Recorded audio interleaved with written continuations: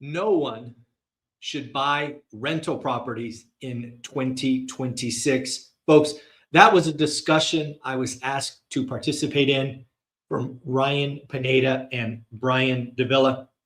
That recording happened about a week ago, maybe 9 days ago. It was posted yesterday on Ryan Pineda's channel. Some of you have seen it. I am in the thumbnail, but some of you haven't. First, let me highlight for you that that was a very painful and frustrating 2-hour conversation. I felt like I was surrounded by someone who was extremely negative and frankly probably given up, and then somebody who has a unique ability as an entrepreneur. And we weren't talking to the W-2 employees, at least in my opinion. So what I did is I wrote about it. You guys know that I've taken on a misogi of writing an article. You can find that article on LinkedIn or on School.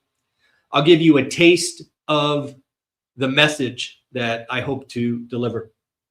First, if I was going to talk to Brian, who in the comments of the video is often called the bald guy, so his name is Brian, just in case you want to know. If I were going to talk to Brian, I would want to deliver a couple of messages. And this message is for all investors. You see in the video, Brian frankly whines and cries about doing this and that strategy. And I tried to deliver the message that, dude, you've got to slow down. You've got to focus. I believe one of the things, and again, this is just my opinion, I believe Brian has tried, frankly, too many things. I believe Brian is trying to chase fads. And something that I said during that interview that I'm not sure really resonated is, you know, I've been a buy and hold guy for 25 years. I bought at least one transaction every year for 22 years or 21 years. So yes, I did happen to be buying during 2010 and 2011, but that's not the story. The story is daily discipline. The story is focus. I never changed my market. I never changed the asset. I never went short term, even though I was called a boomer. I didn't chase fads. When you chase fads and you have no loyalty and no discipline, your portfolio is chaotic and fragmented and likely very stressful. You can't go from being a long-term renter in California to a short-term renter in Big Bear to a Section 8 renter in St. Louis. There's just no economies of scale. There's no lessons learned. What you learned in California doesn't resonate in Big Bear, and Big Bear doesn't resonate with St. Louis. It's a disaster waiting to happen. Number two, I would tell Brian, man, you got to slow down. You know, getting wealthy with buy and hold real estate is supposed to be boring, simple, but it takes time. I keep telling you, dude, it's a 10-year journey. And yes, you keep telling me you've been doing it for 10 years, but you haven't. You're lying to yourself. You have not been doing buy and hold real estate for 10 years. You tried it, you tried something else, and then you tried something else, and then you tried something else. There's no scale there. There's no timeline. There's no lessons learned. Every time you get into something, you get into the suck. And you've heard me guys say that the first 5 years suck. How stupid is it to get 3 years into the suck and then start over and then suck again for 3 years? That's just like a recipe for pain. What the hell are you doing? That is stupid. Stop doing that. Next, I would tell him, stop being negative. And frankly, because we're friends, I would tell him this phrase. And actually, I told him this after the cameras turned off. I said, Brian, you need to stop whining like a little bitch. You're just crying for it's not helpful. What are you doing? You made $2 million last year and you're a whining little bitch. I don't get it. I don't understand. And then I guess the last thing is Brian, no matter how many times you say you want to get wealthy, that's not what you're building. You want to replace your income. And it's a 10-year journey, my friend. I don't care how busy and fast you do it. You can't do it in 2 years. The factor of getting wealthy with real estate is time. And you can't do that by shoving more activity into a short window. That's how you blow up. Buying 5 out-of-state properties in 5 different cities is stupid, dumb, idiotic, and a recipe for pain. Now, if I were going to talk to Ryan Pineda one-on-one, the conversation would be a little different. Again, Ryan Pineda, I have said this many times and I mean it, I believe is a unicorn. He has the ability to turn an idea, see his M19 or Golf Mastermind as the latest example, and turn it into a 7-figure business. I can't do that. Most people can't do that, but he can. And I think he doesn't appreciate W-2 employees. I think Ryan Pineda speaks to the entrepreneur. I think Ryan speaks to the person who hates their job and wants to quit. That's not most of us. Most of us, myself included, were happy at our job, or at least content, and we were willing to work, sacrifice, delayed gratification, and build something over a decade.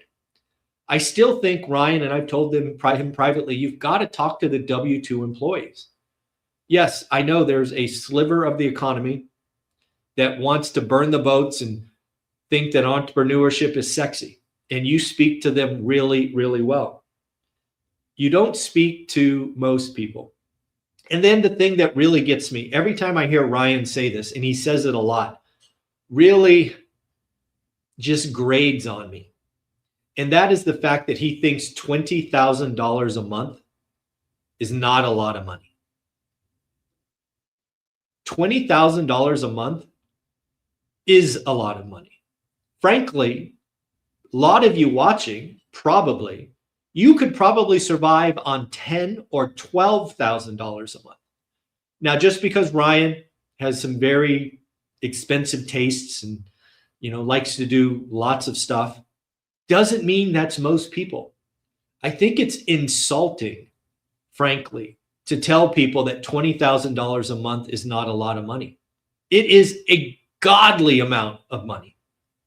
And again, one of the things I tell you, it's in the school community for free. I got this course, $99, Get Your Money Right. It's free inside school.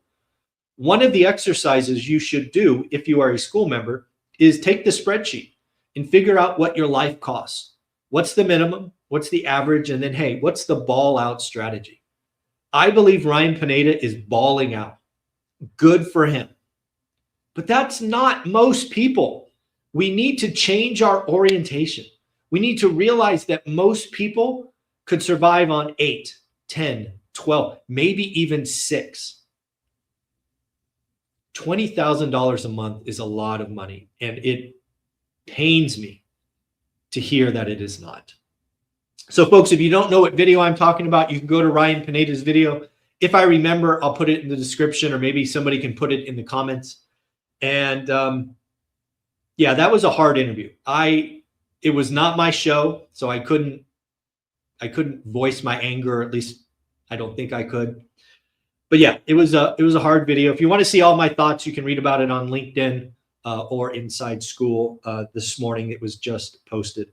So hopefully you got that. All right, let's get into the daily financial news. Well, we have a winner. About 6, maybe 8 weeks ago, we asked one simple question. What would happen first?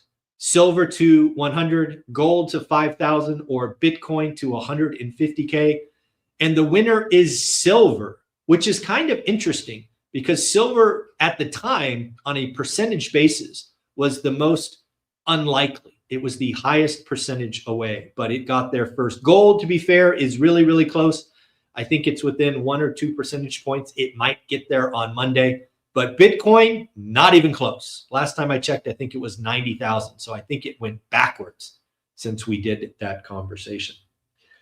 Realtor.com posted a top 10 list of best markets in 2026. I am going to give you the top 5. So again, if you want to see the full top 10 list, just go to Google or ChatGPT and ask for the Realtor top 10 list. Here we go. Number 5, North Little Rock, Arkansas. Number 4, Birmingham, Alabama. Number 3, Granite City, Illinois. Number 2, Harrisburg, Pennsylvania. Shout out all my PA investors. And finally, number 1, Rochester, New York.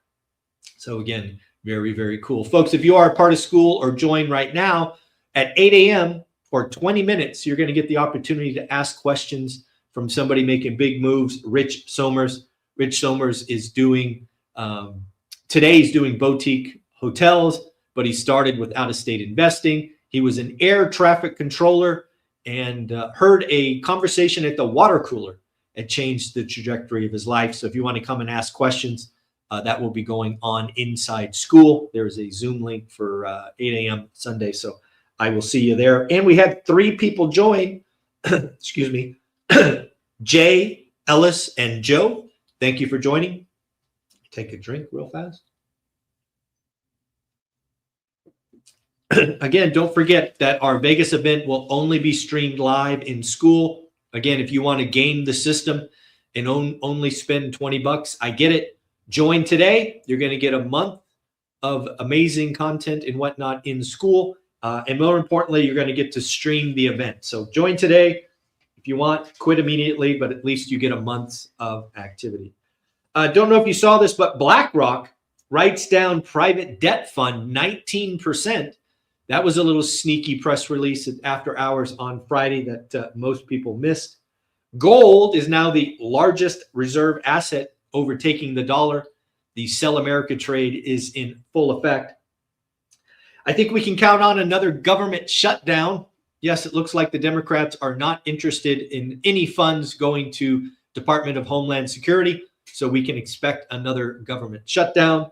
The Polymark said just 2 days ago it was a 9% chance because we thought our politicians were getting along. Now, once again, shockingly, our politicians are not getting along, and there is an 80% chance of another government shutdown. Oh, joy. Craziness and nonsense pursues. And then lastly, we'll talk about the week ahead. We have durable goods on Monday, consumer confidence on Tuesday. We will have the Fed decision on Wednesday. Again, nothing will happen, a big nothing burger. We will get Powell in front of the press conference or in front of the press, so we'll see what kind of questions we get. Thursday, we will once again get weekly unemployment claims. Last week was 200. The week before was 199. And then Friday, we will get PPI and start the Fed speeches with 2 Fed speeches. So, folks, I hope you have an amazing day. Thank you for all the support on the Ryan Pineda video. I did see some of your guys' comments, which I tried to reply to. And again, thinking that nobody should buy rental properties in 2026 is idiotic. 2026 is our year. 2026 is the year of the investor. It's the year of the grinder. It's the year of the operator. We have great news. 80% of the wholesalers gone. 60% of the real estate agents gone. 50% of the mortgage brokers gone. The people that are left want to do this business. That's what we want. For a couple of years, just like 04 and 05, I've seen this movie before. All the pretenders, the grifters, the frauds come out of the woodwork because money is easy. That market sucks. That market's hard. The market we're in today is the year of the investor. Get a buy box, get focused, don't get distracted like Brian, the bald guy, again, in the comments. And write disrespectful offers, follow up, network, join school. And lastly, folks, if you already are a landlord, never forget that Steadily is landlord insurance. They are once again helping Olivia on 2 different properties save some money. So I'll let you know those details once it is done. Take care, everyone. Have fun. See you inside school. Later.